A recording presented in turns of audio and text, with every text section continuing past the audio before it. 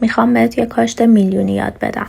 فرم‌دهی و زیرسازمون رو انجام میدیم. حتما یک لایه کل ناخنت رو با بیلدرت کاور کن. حالا نیاز داریم به یک ژل کاسه‌ای که گیلتر باشه، به صورت آمبر روی لبه آزاد ناخنمون اجرا میکنیم و فیدش میکنیم به قسمت وسط ناخن. حواست باشه که فید کارت خوشگل باشه. میتونی از ورق نقره یا شاتر کروم هم استفاده کنی و بعدش نیاز داری به یک اسلایدر یا لنز. هر چیزی که خودت دلت میخواد میتونی توی این کار اجرا کنی.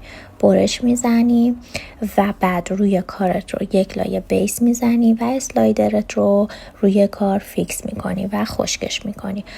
بعد نیاز داری به یک قالب. خیلی حواست به سایز کردن قالبت باشه.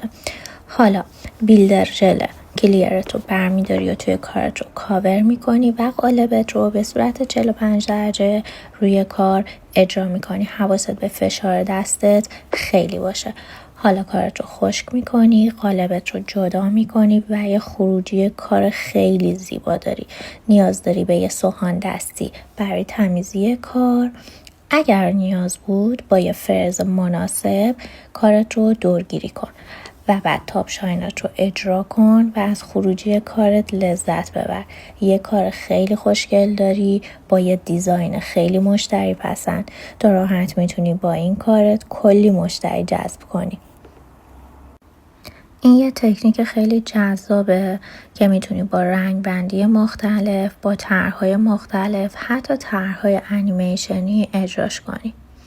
هر سوالی راجع به این تکنیک داشتی میتونی همینجا از من بپرسی.